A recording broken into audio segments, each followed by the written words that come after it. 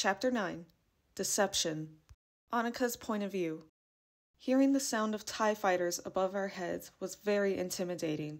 It also didn't help that there were stormtroopers around every corner.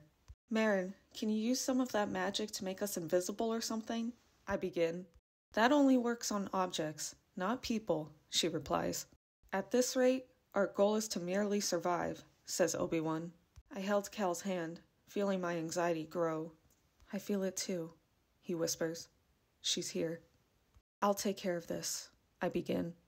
Annika, I am not leaving you alone, Cal replies sternly. Cal, there's no time to argue. Get everyone out of here while you still can. If we stay, we'll all die. I'll come back for you, he replies. You better, or else I'll never let you hear the end of it. Once I let go of his hand, I take a deep breath, grabbing my lightsaber. I turn around one last time at my friends and smile at Cal reassuringly. It's time I faced my first opponent, head on. As I walked out in the open of the lasting remains of the marketplace, I pulled my hood down, staring at the ninth sister. You've got guts, but I was hoping this would be more of a challenge, she remarks. At least I still have my limbs, I fire back. Ha! Is that the best insult you've got? How about we cut the small talk? I'm tired of your kind terrorizing innocent lives. As long as there is hope, we will not back down without a fight, I reply. I slowly moved my left foot back, both of my hands gripping my lightsaber tightly, just above my waist in a vertical parry position. Soon, I heard the sharp eruption of energy beam out, as a bright indigo-colored light ignited. The ninth sister cackled as she too got into a fighting stance, pulling her double-bladed lightsaber out as well. Loverboy isn't here to save you this time, sweetie. Prepare to meet your end. The ninth sister launched her attack. She came from the left and brought her blade down to bear on my left shoulder, but I quickly blocked her strike. Pushing my saber upward, I swiftly swung diagonally to her right, followed by a horizontal cut. However, I only managed to graze her arm. She lifted her left arm up, using the force to push me back, but I pushed my feet firmly into the sand so I wouldn't fall. The ninth sister held her saber one-handed while it did a 360-degree turn. You've got to be kidding me, I thought to myself. The ninth sister struck again, with a low right sweeping stroke. I went to block low, but it was only a feint. Mid-swing, she changed rotational direction, attempting to slice my chest. I dropped to the ground, raising my foot, kicking the ninth sister in the stomach. Quickly getting back on my feet, my saber now in my right hand, swung upward, slicing the ninth sister's saber hilt in half.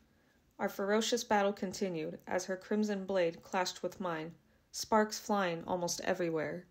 I know Cal said my lightsaber should feel like an extension of the body, but I never experienced that at its full power until now. The ninth sister angled her blade for an upward strike, knocking my saber out of my hand completely. I lost my footing and fell backwards. I must say, you did put up a fight, but you're still weak. Any last words, rat? I may be weak, but I'm a survivor. I won't back down, I replied. Surrendering is never an option, nor is losing, but in this case, it almost seemed inevitable.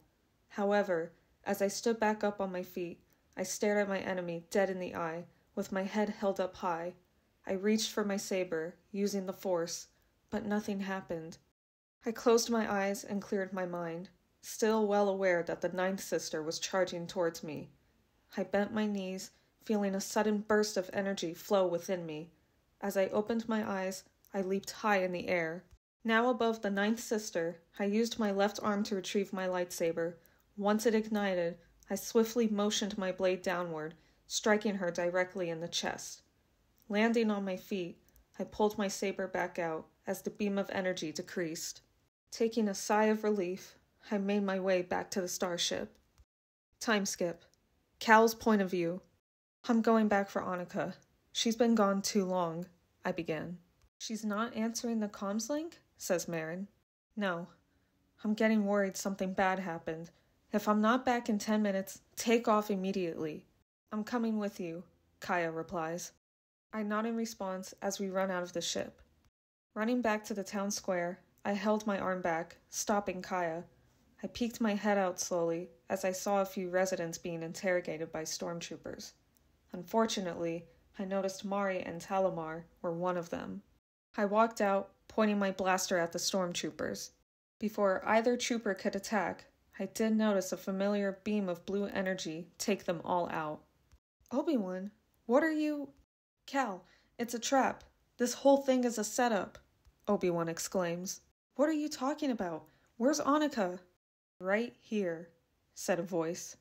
I felt my stomach turn as I saw Annika being held hostage by none other than Darth Vader himself.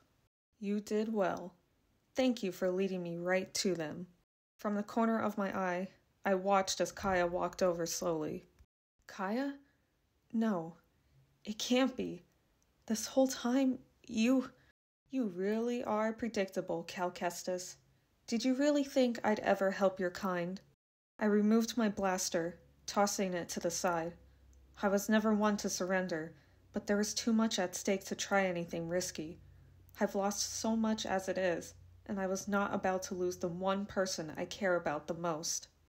I'll go, under one condition, I began.